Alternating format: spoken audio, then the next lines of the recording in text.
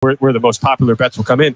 There's not a ton of games where the current number that was locked in Thursday has really moved off. And so for people out there who are just looking to pick off stale numbers, this is I'd say for the people that like just, the contest being like kind of a legitimate source of actual numbers here and not just trying to pick off rogue spots. This is a good week for that because you don't have a lot of opportunities. To pick off. I think Jimmy asked me yesterday what I think the 5 consensus picks will be. I said, I got no shot here. I mean, really, because I'm looking at the movement and there isn't much. So it will be hard to determine that. I think there's a couple interesting questions for Survivor this week. That is really the question. And I think, Dallas, but people will save Dallas for Thanksgiving. So if people have 10 entries, maybe they put a couple on Dallas, but they will not put half or the majority on them. I think it comes down to a couple games. Now, the people who said, I'm going to fade the Cardinals every week, are they going to stick to that conviction and take the Giants on the road? It's an interesting question to me because I think they could be one of the most popular. Buffalo will be. It's the safe choice, and it will be the consensus pick. But how many people will use the Giants? And then the other spot I think that's very interesting is here's an interesting chance to use probably a very average team in Denver at home against the Commanders. I think that's a sneaky pick. A good question to me is, will there be more Broncos or more Giants entries this week? That's a really good question. I would slightly lean Giants on that, even as the market has just come crashing just down. Because of home road. Right. I get it. Especially, too, you get a second straight home game for Denver. Washington now going to altitude. It's traditionally a spot that really does favor Denver there. I think it's interesting just, as a whole where I'd imagine that we'll see Pittsburgh be a consensus top 5 for the second straight week. I mean, it was the most sharp side and it was the most wrong side of any of the consensus in week 1. But seems like a lot of bettors are wanting to go back on that. Well, even bettors who might necessarily were not on Pittsburgh in week 1. That would be I feel pretty confident saying that would be a lock for one of your consensus top 5. It's possible.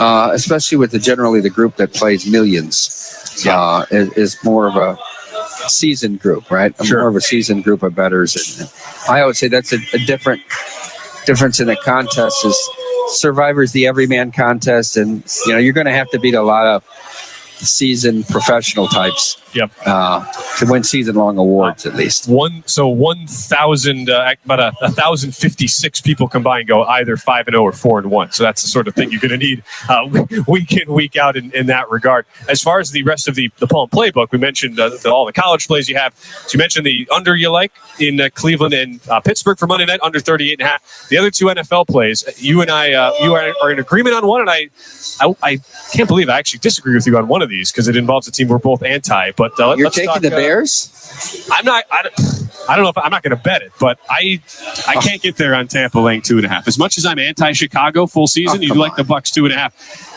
This is an overreaction. Let's be honest on Tampa, a team that had one of the worst. You think the Bears should be favored? What's the overreaction? No, I'm not saying that. I think Tampa should be 2.5. So it should be 1. I'm saying it should be about a pick to 1. Yeah, that's what I'm saying. You're nuts. The Bears should be a pick on the road. Did you watch that game? Did you watch Tampa on the road?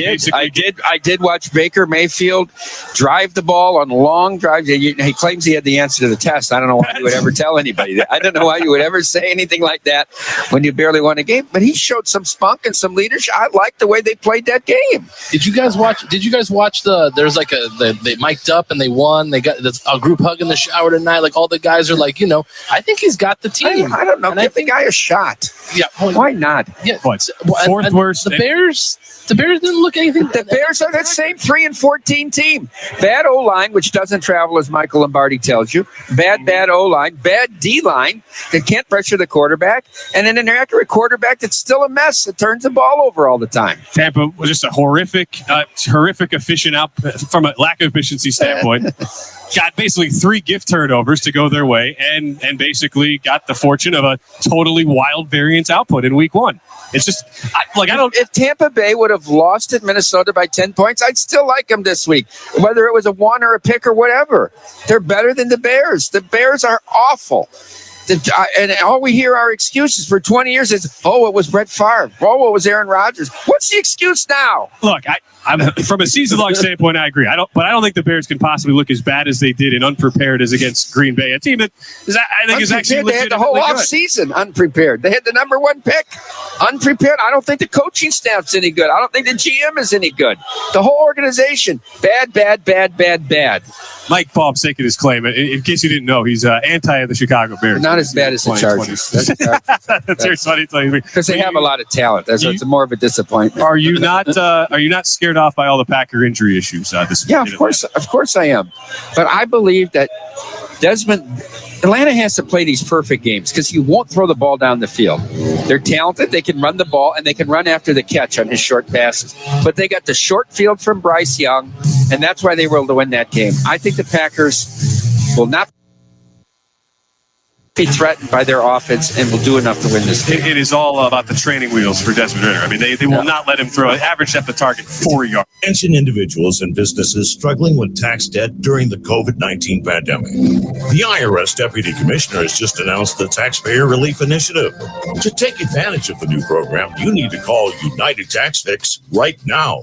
United Tax Fix will help you settle your tax bill for an amount you can afford, remove or reduce penalties, stop negative collection actions, and negotiate affordable monthly payments. Don't ignore your tax bill. Negotiate and resolve your tax debt now.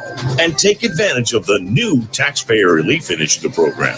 Even if you've been rejected or turned down in the past, you may qualify for a settlement under these new guidelines. Here's the bottom line. If you're struggling with your tax bill, you can't afford to wait. You need to call United Tax Fix right now. For a free phone consultation, call 800-762-2768. That's 800-762-2768. 800-762-2768. Just saying it with Cole Thompson. Everyone should be wanting more expansion in the likes of professional sports. And I don't know if it just means in the MLB, the NHL, the NFL, but expansion is good for multiple reasons. Let's start off with the first thing. In terms of location, to be able to have an expansion team, it allows you to be able to build a foundation for your city. Number 2, talent-wise, there is so much talent in minor league sports that we continue to see players waiting for their opportunities to go ahead and make it to the professional level. We keep waiting for an injury to happen. And then what eventually occurs is that you're no longer, quote unquote, good enough to be in the majors. I am always going to be a proponent for more expansion in a sport because if the sport itself has an opportunity of building something promising for the future, you want to raise the level of competition, the way you do so is by expansion. Just saying it. Weekdays from 3 a.m. to 7 a.m. Wake up call. USA Today coaches preseason poll was released yesterday. Georgia's number 1, Michigan, Alabama, Ohio State, and LSU round out the top 5. Now, this is my yearly explanation as to why this matters for those of you who are new. This is all marketing. It is to get little numbers next to other little numbers so they'll sell you early games. Wake up call with Tony V and Ron Colbert. Weekdays from 9 a.m. to 1 p.m. Eastern. First Name Sports with Greg Frank. We bring on the legend himself, Joey Chestnut. It was my sophomore year of high school, and we did a wing bowl every Friday before the Super Bowl. I came out red hot. I had 30 wings in the first round, and I was feeling really good about my chances to win. And the odds-on favorite for the event was a wrestler who showed up late. They stalled 5, 10, 15 minutes, whatever it was, in between the first round and the start of the second round to let him back in. Eventually, I got down to the semifinals and vomited and was disqualified from the event. I believe that I was robbed of a wing bowl championship my sophomore year. What say you? That's a tragic story in so many ways. Oh my God. They put the rules, but then there's nothing like a disqualification. Getting sick. Oh my God. You have to know your limits a little bit. Part of it's your fault. Wow. So you think it's a fair ruling? You have to own it. If you heave, you leave. I guess that's a point for the administration at my high school. I didn't want them to win here, but when Joey says it, I guess I got to listen. First Name Sports, weekday afternoons from 2 to 4 Eastern. First Name Sports with Greg Frank. Victor Wembanyama says that the NBA is less physical than European basketball. You played 2 summer league games. Victor Wembanyama is kind of calling everybody in the NBA soft. There was already going to be a target on this guy's back. Now I'm sure the first time the Spurs play the Warriors, Draymond's going to remind him, you're in the NBA, brother, and we're not all pansies. First Name Sports, weekday afternoons from 2 to 4 Eastern.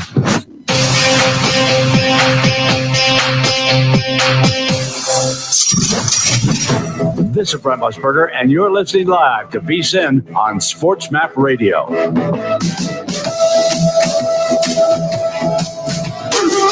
This is Live Bet Saturday on VSIN, the Sports Betting Network. Football is back in full swing with another week of epic games. And who's got you covered on the action for every single one of them? DraftKings Sportsbook, an official sports betting partner of the NFL. New customers can bet $5 on football and get $200 instantly in bonus bets. Get in on the NFL Week 2 action with DraftKings Sportsbook. Download the app now and use code VSIN to sign up. New customers can bet just $5 and take home $200 instantly in bonus bets. That is only on DraftKings Sportsbook with the code VSIN. The crown is yours. Talking some NFL, final half hour of the show, Live Bet Saturday here from Bar Canada at the D in downtown Las Vegas. We're still following what's going on in the college football world, but it looks like Mike Palm, the Georgia Bulldogs, have stabilized. Will win and cover the second half pretty easily. Will not be covering the full game, though. And this at the same time, pretty big scare for the Dogs. Have the ball back, up by 10, 6 minutes to go in the game, leading 24-14. And meanwhile, the Iowa Hawkeyes are on the march for 25. That's the goal every week there in Kinnick. They got a safety, now a touchdown. So some kind of the story has been slow starts for big favorites today. Ultimately, looking much better in the second half. Iowa was a 28.5-point favorite, ranked, as was the Georgia Bulldogs, up as high as 27 or 27.5. So that's what we're seeing really in these late afternoon window games. We'll see if Alabama can follow suit. About to kick off in the second half. Bama laying 14 for the second half. Tied 3-3. Another shocking scoreline there. Yeah, it looks like they got the cameras covered. Camera coverage restored, so that's a good thing if you want to get in on this game. So they've got cameras on the sideline, and they focused in on that kickoff. Iowa gets a safety, a touchdown, and a 2, so they're up 10-0 in the second half, currently 24-10. Remember, they were 1 point behind pace on the 25 the first week and 5, so 6 behind. Have to get to 31 this week to be on pace through 3 games. That's big. That prop you said that got totally even action at Circa in Iowa on the Iowa average average 25 a game in the regular season. So no Big Ten championship or bowl game involved in that. One of the great props that has been offered in Circa history. They're pretty much slightly behind pace. Could get right.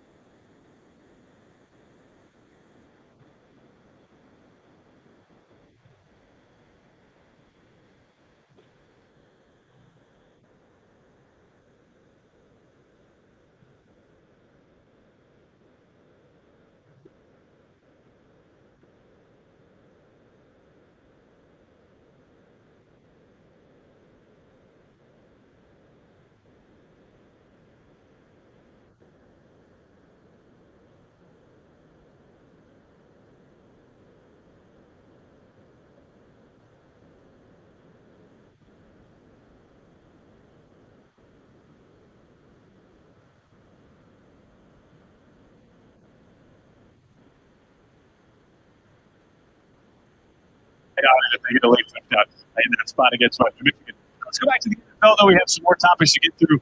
4 games tomorrow. Brian Ortega, our producer, along with us. Brian, you have a question for us, Survivor-wise, since that is the topic that is tickling your fancy. So I thought because Big Survivor. I wouldn't say I coined this phrase, but for this particular event, I say a team of death, which when I made these graphics, which team basically takes out the most